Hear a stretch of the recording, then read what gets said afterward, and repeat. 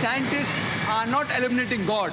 They're eliminating models of God. You learn Sanskrit. Go back to your scriptures. Go back to your Vedas and realize that God is one. Division in Islam is prohibited. We understand the concept of God in Hinduism. Quran is the most positive book. Every day, more than 3,000 fetuses are being aborted in India after they identified that they're females. According to the statistics of 1996, U.S. Department of Justice, 2,713 women are being raped every day. Every 32 seconds, one woman is being raped. I've been raped in U.S. until the time I'm here. Islam has the solutions to the problems of the West. We don't have records that 9/11 was done by Muslims. It is just a hypothesis. Muslims are being targeted. They're called as terrorists. Directly and indirectly, they're the politicians. For the vote bank, for the power, for the money. The thousands of innocent people that have been killed in Afghanistan goes to Iraq. More people are being robbed, more people are being raped. The main purpose is what? Oil. It's an open secret. They have Buddhist terrorists, they have Hindu terrorists, they have Sikh terrorists, they have Jewish terrorists, we have Christian terrorists. Terrorism is not the monopoly of any religion. It is not.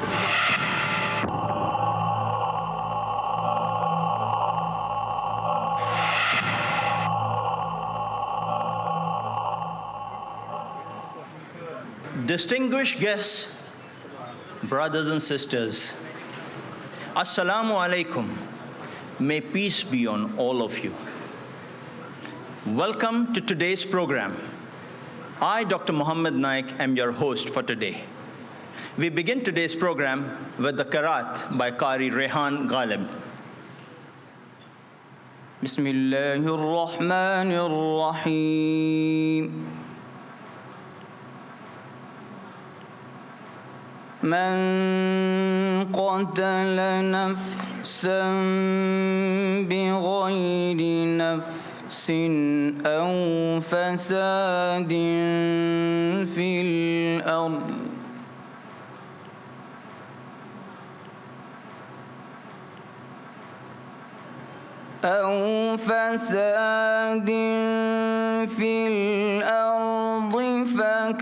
فكأنما قتل الناس جميعا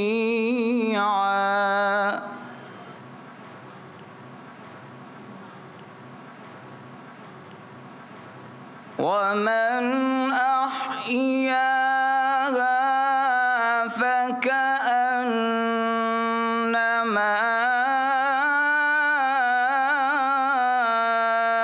أحيا الناس جميعا صدق الله العظيم. The translation of the verse from the glorious Quran. Surah Al-Ma'idah, chapter 5, verse 32. If anyone kills a human being, unless it be for murder or for spreading corruption in the land, it would be as if he has killed the whole of mankind. And if anyone saved any human being, it would be as if he has saved the whole of mankind. We thank the many Muslim and non-Muslim senior police officers, advocates, and intellectuals who have urged Dr. Zakir Naik to speak on this topic of terrorism and Muslims in a sensible manner. We also thank Justice Hosbet Suresh to have consented to be our chief guest today. Our chief guest, Justice Hosbet Suresh, is a former judge of the Bombay High Court who retired in 1991. A prominent human rights activist, he personifies the right blend of simplicity and righteousness. He regularly writes articles in the law journals as well as leading magazines and newspapers of India. His recent book, Fundamental Rights as Human Rights, is remarkable. He has spoken at many international forums. He is well known for his report on the riots in Mumbai in 1992-93, entitled The People's Verdict. as member of the Citizens Tribunal on the Gujarat carnage against Muslims, his report, Crime Against Humanity, released in November 2002 in Ahmedabad, is notable and very widely acclaimed. His reports on excesses against Dalits in Mumbai, students in Kerala, Christians in Gujarat, and others, too, are quite notable. An apt chief guest to address our audience today. Brothers and sisters, let's welcome Justice Hosbet Suresh.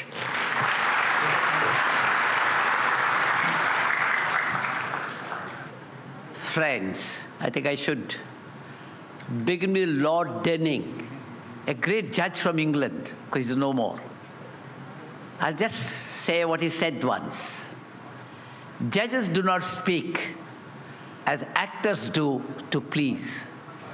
Judges do not speak as advocates do to persuade.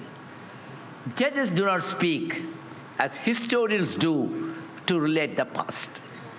Judges speak to give judgments. I'm a retired judge, not a tired judge. I give no judgments, but I think I speak. And I believe in speaking. I speak against violation of human rights. I speak against wherever there is injustice, wherever there is violence, I speak against that. And I always expect the judges to come out and speak. If judges cannot speak against violation of human rights, injustice, who else can speak? It is the experience all over the world that every violence by the terrorists has only resulted in more violence by the state. It's a sort of vicious circle, and it can never bring about any lasting solution. In 1984, we had certain bomb blasts in Delhi and around Delhi. The Khalistanis, it was the Khalistanis movement. Khalistani movement was very, very active at that time. The Khalistanis were terrorists at that time. So what we did, how to control the terrorists? We brought TADA law. TADA, the most draconian law. TADA has been misused, as you all know. And what all things happened under TADA law? Large number of innocent people were arrested, tortured, kept inside. I remember Justice Ajit Singh Bains, a retired judge of the Punjab High Court, elderly man. And what he did in a public meeting, he was talking of the oppression that was going on in Punjab, elsewhere. And he said in a public meeting, someday we will be free from this. Now, the TADA law had the provision for disruptive activities. Nobody could have said anything about disruption of this country. Nobody could have spoken about cessation of any part of the country. Nobody could have said Kashmir should get independence or some other part should be free. Nobody could have spoken about it. And if you say anything of the kind, that would be an offense. So when Justice Ajit Singh Bains only said, one day we will be free from this, what he meant was free from oppression, free from injustice. What happened to him? He was arrested, handcuffed, a judge of the High Court handcuffed, paraded in the street and taken before the High Court. The High Court judges could not give bail. That was the law. Went to Supreme Court could not give bail. So he had to remain inside for nearly more than a year. What happened at the end of it? There was no case. This is the kind of thing, that was the law. Under TADA law, over 75,000 persons were arrested. They were all kept inside. No bail was given to them. And under the TADA law, the police could extract confessions, torture, variety of ways of torture, violence in torture, also things, and then extract confessions. And ultimately, what happened at the end of, when the TADA came to an end, sometime in 1995, you'll find, at the end of it, large number of houses, people suffered, all sorts of injustice. But at the end of it, 72,000 and odd persons were just released. No trial, no case, nothing of the kind. But they suffered injustice for months together, years together inside the jail. And again, what is the conviction rate? Again, one conviction under TADA law was only 1.8%. So yet the Tada law had its effect. It made the police autocrats. The police could do whatever they liked, and none could do anything. The politicians could use Tada law for whatever they wanted, and they could arrest and keep any person behind a bar, and nothing could have been done. So in 1995, the law lapsed because there was widespread protest against this law. We all protested. Tada is a draconian law, and we don't want that kind of law. And it has not brought any terrorism down if you think of terrorism as such. So it came to an end from 1995.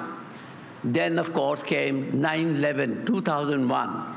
And what we did immediately, nothing happened in India. Whatever happened, happened in New York, World Trade Center. Yet Bush had announced, and immediately he said there will be war against terrorists. And Bush had again said, those who are not with us are against us. And we wanted to show, oh, we are with America. We are with Bush. So what we did, we brought POTA. Again, what happened in POTA? It's a versatile law and hold-all law. You can arrest anyone under POTA. Again, the same thing happened, what happened under Tada law. And large number of people suffered. And they were arrested, terrorists or no terrorists, nobody knows what it was. This is a kind of law. Law was brought only to terrorize the people. See, this is relevant because today people do talk of POTA. They want a law like POTA after what happened on 7/11 in the trains in Bombay, or what happened in Malagaon 2 days ago. They say without law, harsh law, we cannot control terrorism. And I can tell you, harsh law had never been able to control terrorism anywhere in this country or anywhere in the world. Terrorism is not the monopoly of any religion. It is not. Terrorism is not the monopoly of any religion. It is not. Again, when POTA was there, as I tell you, POTA was being debated in the parliament. And what happened was, when the ordinance was being debated, there was an attack in parliament on 13th of December 2001. Thereafter, when the POTA was passed, in Calcutta, there was US Information Center was bombed. There came Akshardham Temple, sometime in 24th September 2002. Then came Raghunath Mandir, 24th November 2002.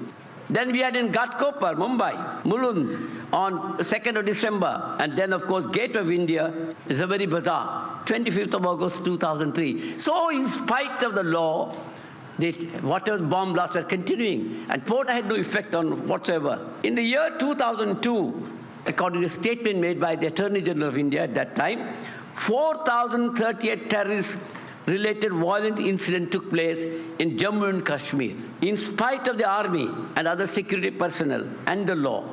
The number of terrorists killed on the spot in the year 2002 was 1,707, of which 508 were said to be foreigners. In Kashmir, the total number of people killed during the last about 17 years amounts to about 80,000. Thousands have simply disappeared. And this has happened in Punjab. Punjab also, when Khalistan movement was there, large number of people were disappeared. Nobody knows what happened to them. Till the other day, some years ago, they found the dead bodies, the skeletons on the side of the river Bias. I remember I'd gone there to conduct an inquiry.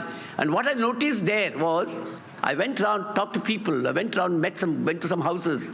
And in most of the houses, the elderly couple were there, and the younger children were there. The in-between generation was not there. Nobody knows what happened to them. They were taken to the police station in the midnight, and next day they would not come back. And after 8 days or 10 days, they would be found dead somewhere here or there. This is a kind of law. So, question is, violence is a continuous thing, killing and counter-killing. In Kashmir, in Manipur, I went to Manipur, again the same thing. In Chhattisgarh, in Telangana, in many places, killing has been routine. The other day, the Prime Minister suggested we should have counter-terrorist wardens. What does it mean, counter-terrorist wardens? Who should be counter-terrorist wardens? You and I? We take the role of counter-terrorist wardens. I don't know. The Prime Minister suggested that. What happened in Kashmir? We made an experiment some years ago. We had arrested a large number of Kashmiris. They were all rotting in the jail. They were confined to the jail. And what we did was, our government said, brainwash them. Told them, you go back. And go back and tell the people they should not fight like this. They should be afraid. They should change their attitude towards India. Do that. But they said, if you go, we will be attacked. So the government, what the government did, we'll give them guns. So the people who went back were given guns. And I remember during one of those elections, our People's PUDR, the Democratic Rights Organization, brought a report. And there was voting at that time which said gunpoint, voting with gunpoint. There was an army gunpoint from the militants. There was a gunpoint from the security force. There was a gunpoint from the military, from the other other security officials. And there was a gunpoint at by these people. Would that solve a problem? Violence against violence. Again, what we did in Chhattisgarh the other day. Chhattisgarh, there are Maoists are there, Naxalites are there. How to eliminate them? So we have started a brigade of tribals. Over 5,000 tribals were asked to join. And then they called it Salwa Junoon. And with the result, what happened was, all the tribals were killed, but the Naxalites are still there. This is the kind of thing that we are thinking. So what I'm trying to say is, not a single terrorist in this country has been tried or convicted. Nothing is of the kind. What we have done is only killing. In Bombay, for example, bomb blast took place in 93. Conviction, of course, still we don't know. Conviction, the real culprit, where are the real culprits, one doesn't know. Of course, people who have been rotting in jail for 13 years and so on. Tomorrow is supposed to be the D-Day, the Judgment Day. I don't know whether the judgment will come or not. This is the kind of thing. And again, you'll find in Akshardham, there was an attack. Again, who are the culprits? They were shot dead. In Parliament attack, who are the culprits? We don't know. We shot them dead. This is the kind of thing that we are doing. So we have only violence as in answer to violence. That is all this kind of thing. Even after 9/11, what did Bush do? He declared a war. War against whom? War against terrorists. War against Osama bin Laden. What did he do? He bombarded Afghanistan. He killed a large number of poor people. No one is sure whether Osama bin Laden was killed or not, but a large number of innocent people died. So also in Iraq, they said, okay, Taliban are in Iraq. They also said Iraq has got what you call weapons of mass destruction. No evidence of that. And yet, of course, in fact, the evidence has come, there are no Taliban also there in Iraq. And yet, what he did was bombarded, war against Iraq. Large number of innocent people died. The number lost to terrorist atrocities in New York, on the World Trade Center coming down, is less than a tenth of the toll in Iraq, that kind of killing. If there is anyone who can be called a terrorist, I said this in an earlier occasion, and I repeat again, if there is anyone who can be called a terrorist, it should be George W. Bush.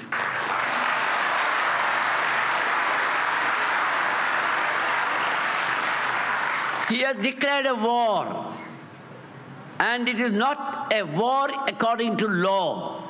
It is an unjust war, and not according to the international law. And everyone has a right to protest against that war. If anyone could protest, anyone could condemn that kind of war, be a Hindu, Christian, Muslim, fundamentalist, or otherwise. You have a right to protest. Just because we protest and condemn, we cannot be considered as terrorists.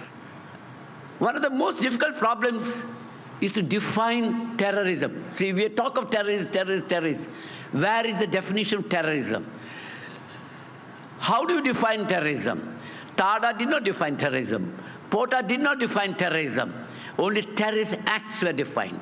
And those acts could be even under the Indian Penal Code. They are not different. Murder, killing, dacoity, using guns, all are under the ordinary law. But you can, at the discretion of the police, they can use it as an act of terrorism under Tada law. If it could be broadly agreed that the deliberate killing of innocent civilians, you find this kind of definition in the dictionary, if it could be agreed that the deliberate killing of innocent civilians is a central element in most definitions of terrorism, then in that event, the worst terrorists of the last century should be the USA for bombings of Hiroshima and Nagasaki,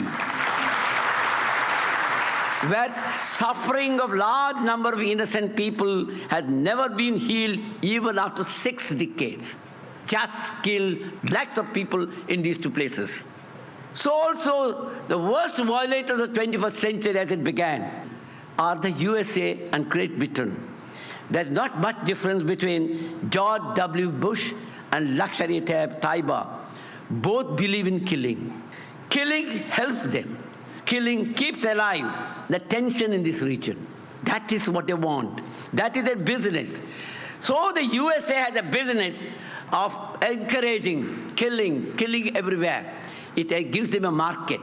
It gives them a market for supply of arms. So also Lakshari Taiba believe in killing. It gives them a market.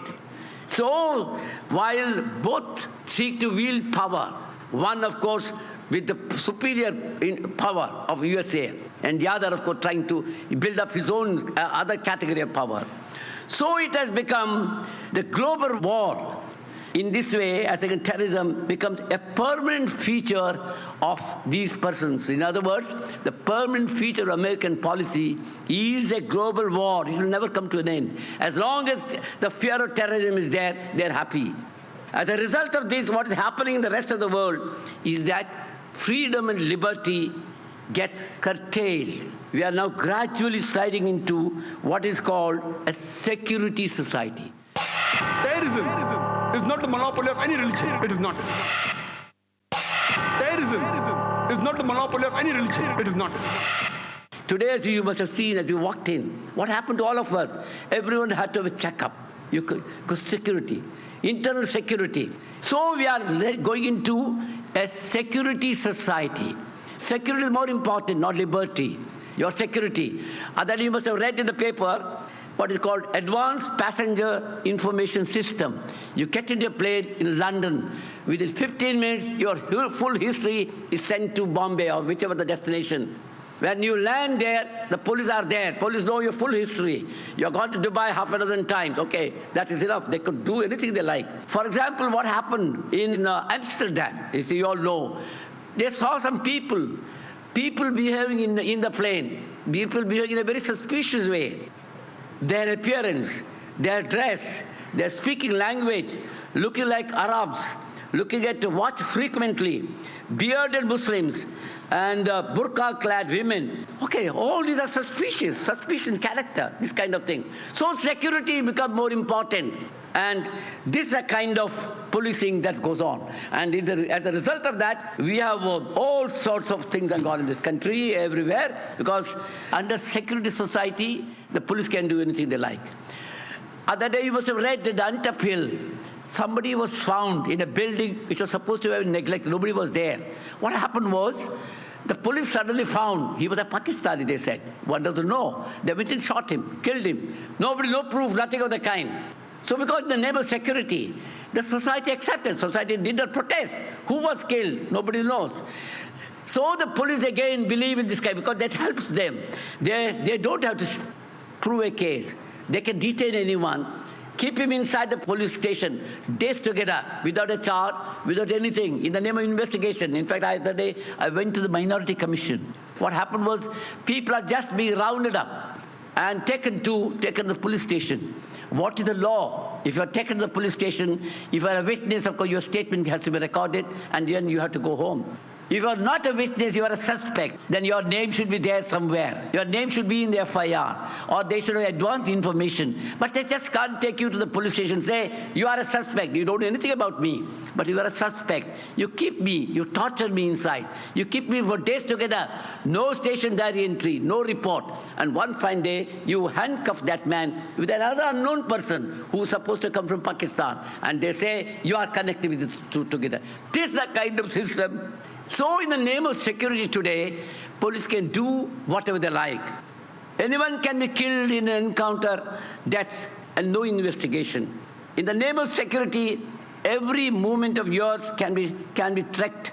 Your bank accounts, for example, your transactions all come under the check. In the name of security, see, the other day the rule has come. In Bombay city, you can't sell or buy property. You can't rent out your house. You want to rent out, you have to go and inform the police officer. So the police have to be informed. So liberty is becoming a casualty. You are literally going to be enslaved. Soon if this kind is encouraged, ultimately, you slowly, your rights are being taken away. Your liberty is being taken away. You are enslaved. This is a kind of thing. And I tell you, this is not something new. When TADA was introduced, also it was introduced for the sake of security. Even the Supreme Court, though it is a draconian law, unjust law, after Maneka Gandhi's case, nobody could have upheld that kind of law. Yet the Supreme Court upheld that law. Again, in the name of internal security. In the name of security, that's the main consideration. They upheld quota law, again in the name of security. They upheld Armed Forces Special Powers Act, which has done havoc in northeastern state, Manipur and so those places. Yet we upheld the law in the name of security.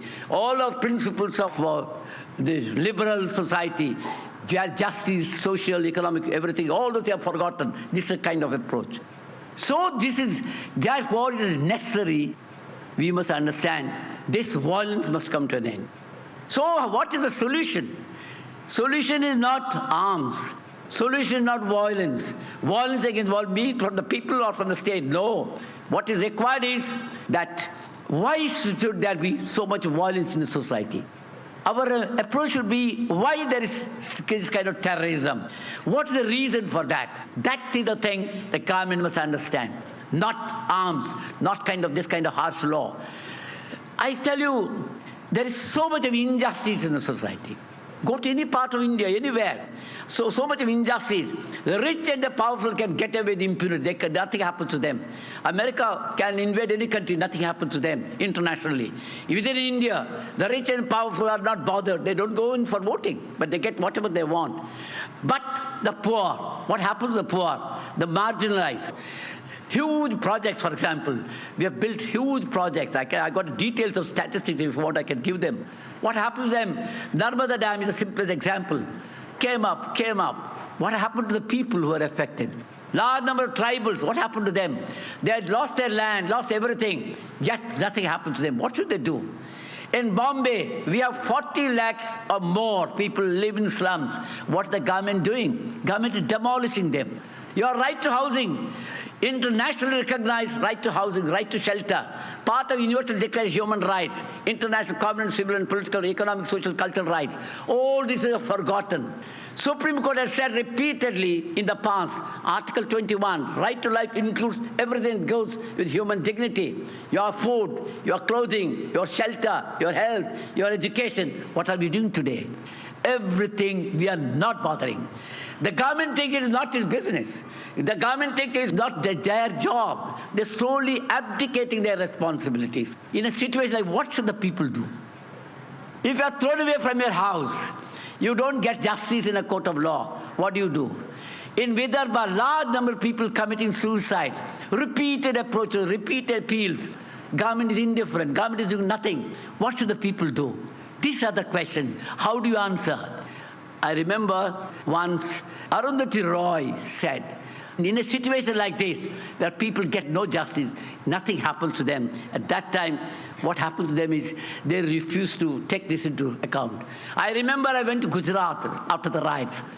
Large number of young children have seen their mothers and sisters being raped and burnt. Nobody guided them.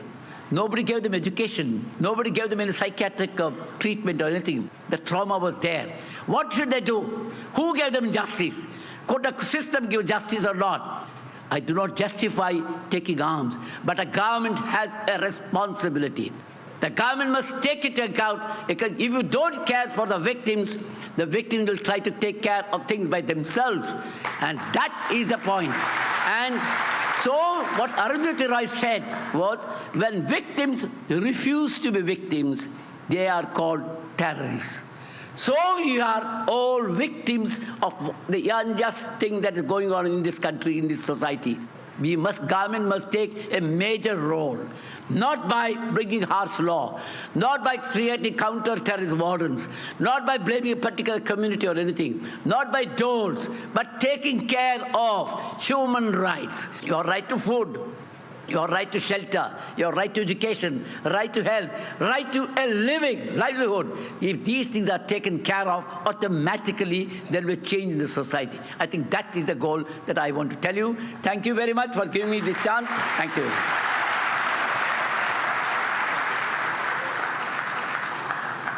Thank you, Justice Hosbet Suresh, for your frank, judgmental comments on the injustice that we see around us. Exposing reality before our audience is well appreciated by all present here. Once again in earnest, on behalf of the Islamic Research Foundation, I welcome each one of you present here at this interesting and serious talk. It would be followed by an open question and answer session in which you can ask Dr. Zakir Naik any question on the topic. As concerns about the causes and effects of terrorism rise, as distinguishing between war and peace, religion and politics gets difficult,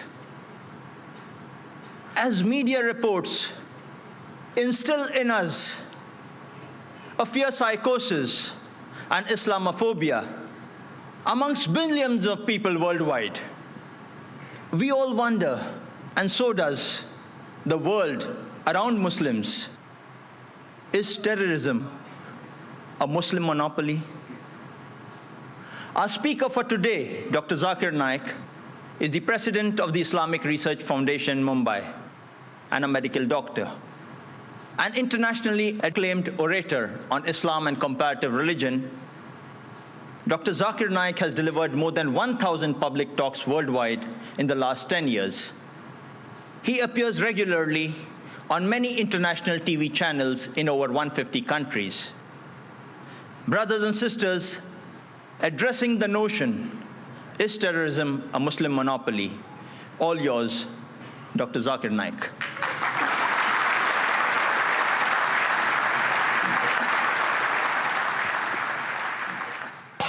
Terrorism is not the monopoly of any religion. It is not.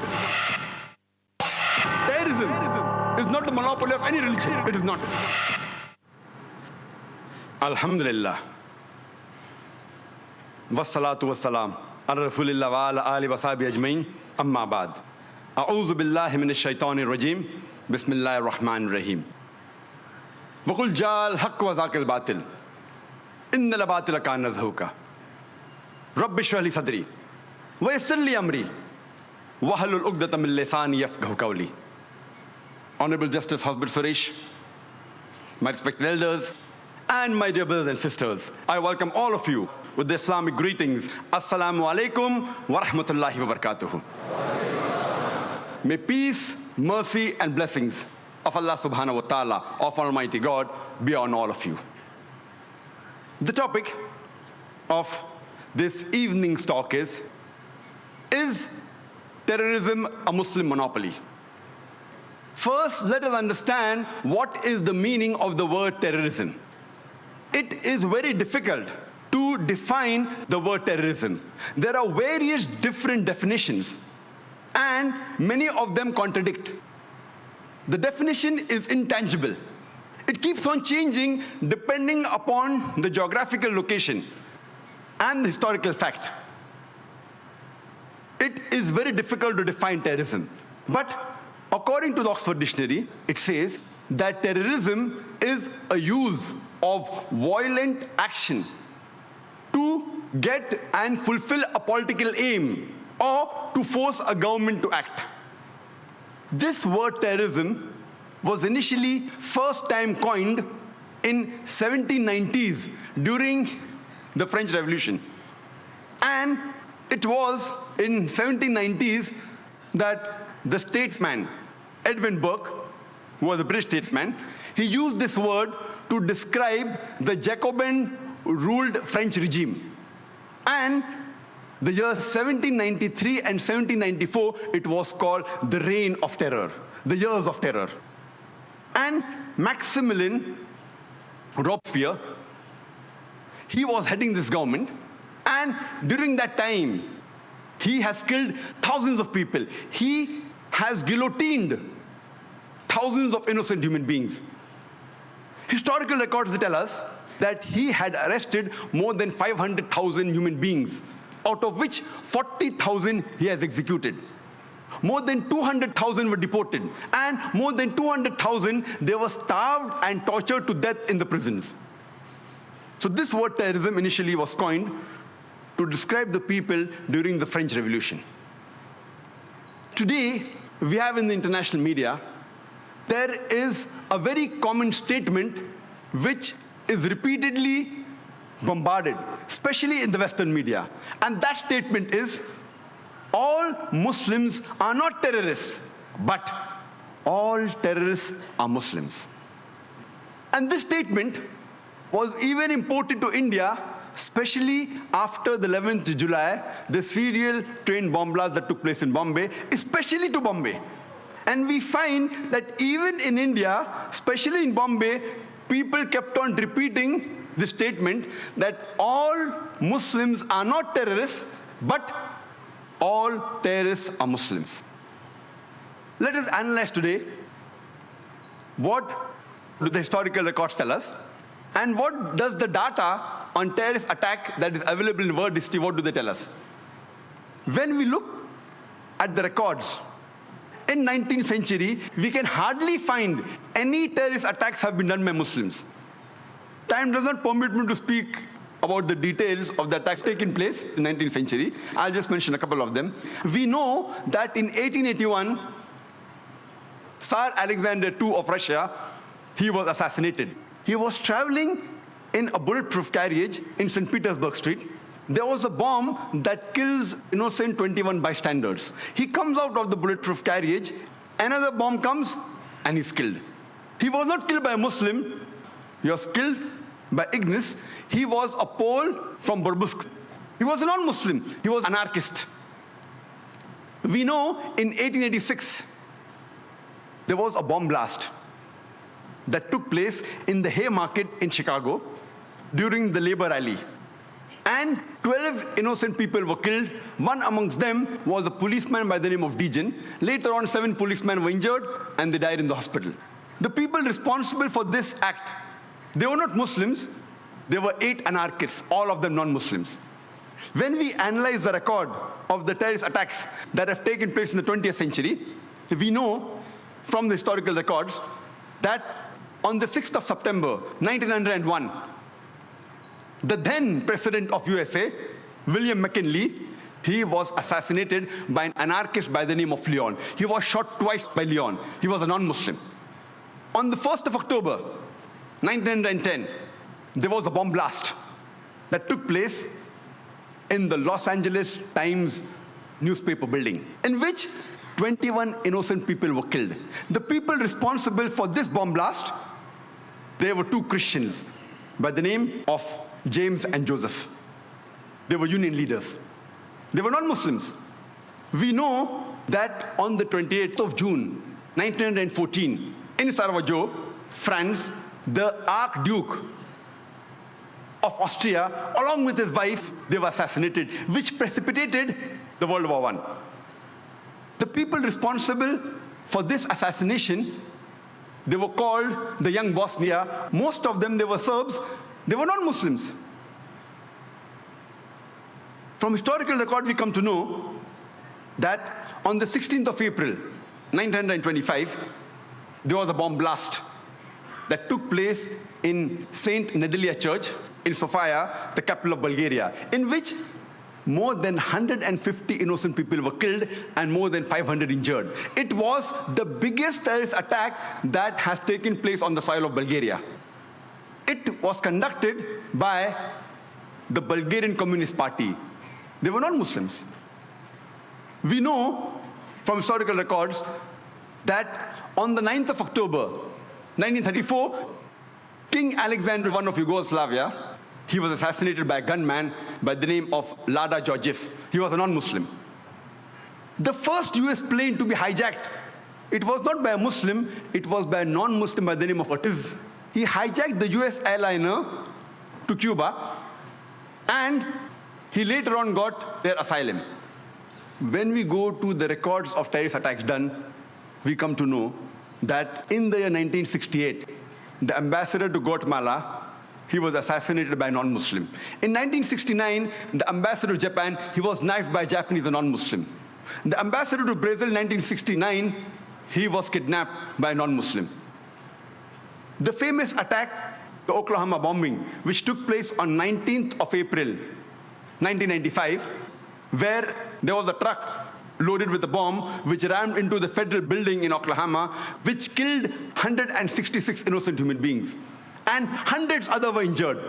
Initially, it came in the press, Middle East conspiracy, for days together. Later on, they came to know it were two right-wing activists, Christians by the name of Timothy and Terry, who were responsible for the bombing of the federal building in Oklahoma. But when this news comes, it comes for a couple of days and then it vanishes. But before, for several days, Middle East conspiracy, Middle East conspiracy. After World War II, from 1941 to 1948, in a span of 8 years, 259 terrorist attacks were conducted by Jewish terrorists. By many organizations, Ignun, Stern Gang, Haganah, and we know of the famous bombing of King David Hotel, which took place on the 22nd of July, 1946. They were conducted by Ignun under the leadership of Menachem Begin, in which 91 innocent people were killed, out of which 28 were British, 41 were Arabs, 17 Jews, and 5 others. The Ignun group, they dressed up as Arabs to show as though Muslims did the bombing. And the person responsible was Menachem Begin. And it was the biggest terrorist attack against the history of British Mandate, in which 91 people were killed. And at that time, Menachem Begin, he was called as terrorist #1 by the British government. Later on, after a few years, he becomes the Prime Minister of Israel. And later on, after a few years, he gets the Nobel Prize for Peace. Imagine, a person who has killed hundreds and thousands of innocent human beings becomes the Prime Minister of Israel and later on gets the Nobel Prize for Peace. And most of the groups that were fighting, like Stern Gang, Ignun, Haganah, all of these Jewish groups and the leaders like Yitzhak Rabin, Menachem Begin, Ariel Sharon, later on became prime ministers and high-holding ranks in the state of Israel. And all of them, they were fighting for a Jewish state. If you see the world map, before 1945, Israel did not exist. Israel didn't exist. These Jewish groups, they were called as terrorists by the Britishers. They fought for a Jewish state. Later on, with power, they grabbed the land and they kicked the Palestinians out. And now these same people are calling the same Palestinians who are fighting for a more just cause, for getting the land back. And they are labeled today as terrorists by the Israelis. Imagine, Hitler incinerated 6 million Jews. He kicks the Jewish community out. Why should they come to Palestine? The Palestinians, they welcome the cousins with open hands. If they should take a land, they should go back to Germany. They should go back to Europe. Imagine the Palestinian, they welcome the cousins. Imagine, suppose a visitor comes to your house. Being a stranger, you welcome him in your house. After a few days, he kicks you out of the house. And when you cry at the doorstep, I want my house back, people call you a terrorist. This is exactly what has happened today. The Palestinians, they are called as terrorists. For what? They only want their land back. And so-called people, most of these powerful first world countries, they are agreeing with this unjust cause. We know that in Germany, from historical records, from 1968 to 1992, the Bader-Meinhof gang, they killed several innocent human beings. In Italy, we come to know from records about the Red Brigades, which has killed several innocent human beings. They were also responsible for kidnapping the Prime Minister of Italy, Aldo Moro. And after 55 days, they killed him. Further, when we come A similar gang, a similar terrorist outfit, we know, was also in Japan. The Japanese Red Army. They was Buddhist cult. Om Shirito, the Buddhist cult. And they tried to kill thousands of people in the Tokyo subway by the nerve gas. But unfortunately,